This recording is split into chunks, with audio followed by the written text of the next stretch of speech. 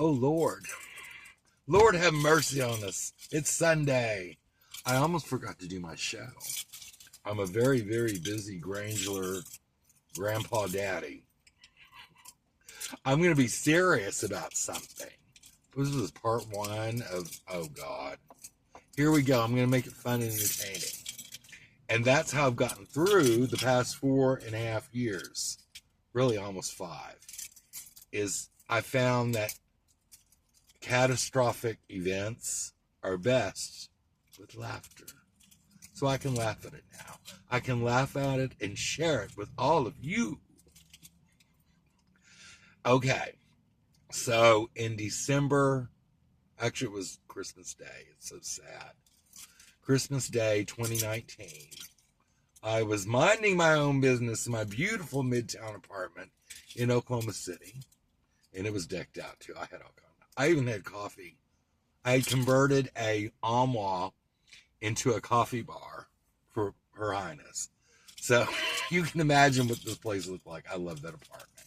The only thing it didn't have that I wanted was an outdoor room. It did have like this window. You could go out on this, it was like a decorative balcony. It wasn't meant to go out on. But it was in the bathroom. The bathroom was beautiful. Girl, I had an armchair in there for Madame to change clothes, all kinds of stuff. That apartment was beautiful. Oh my God, the refrigerator had the freezer drawer in it, and an ice maker, and all this stuff. And it's not that I pissed it away. This is what happened. So I'm minding my own business on a beautiful Christmas Day in 2019.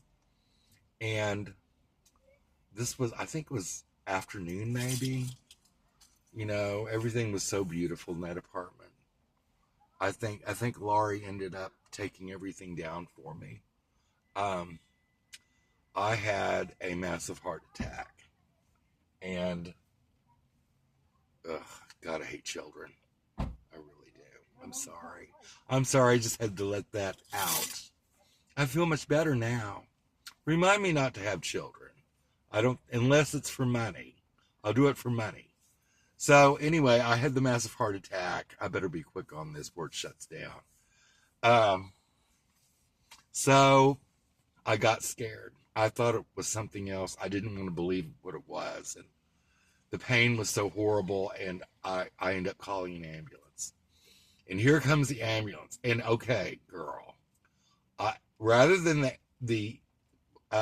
what are they called? I forgot what they're called. Rather than come up to the apartment, which on the second floor, I was on the second floor. I crawled, mind you, down to the entrance. And they came and picked me up. And I didn't know what it was at first. But as soon as we got to the hospital, they figured it out real fast. And I forgot what it was called. Laurie had a word for it. And maybe she'll see this and remind me what it was. But in 2 days, I was having a quadruple bypass. And if you don't know what that is, I didn't know what it is. They called it the cabbages, which is a cute word for, I don't know, they're going to slice open your chest, and your heart is actually physically outside of your body, and a machine is pumping your blood. I didn't know all this. Thank God I was, drugged out of my mind. I was drugged out. So they did the quad bypass. Everything went fine, I guess. I mean, I don't know. Maybe I woke up in a parallel universe. Who knows? So I wake up, and the first thing they do is make you walk. Oh, sweet Jesus, girlfriend, Aunt Jemima. Was that racist? That said Aunt Jemima. I hope it wasn't. But anyway, they get me to walk, and I'm yelling at these poor people. These nerds, as they it just went on and on. So anyway, they had me on a steady diet of Dilaudid, right? That's probably part 2 of the story. So, I guess I was there a week. I don't know. I remember at one point I was so messed up on the drugs, and I was going to open the window and smoke. It's a cigarette. I couldn't handle it. Girl, you know how I am. Miss Granger wasn't there to say, no, no, no, you don't smoke. You know, I was being possessed by someone else, her ladyship. So I end up, what happened next? It's all so strange and vague. I end up going to my friend Jamie's house and his husband to recuperate. So, okay. So I run out of Dilaudid, which if you don't know what that is, it's synthetic heroin. They don't use it anymore, but I used it. I used all my pills up rather quickly. So anyway, we ended up going back to the Midwest City Hospital, and they shot me. They gave me a shot of Dilaudid and a prescription of Dilaudid.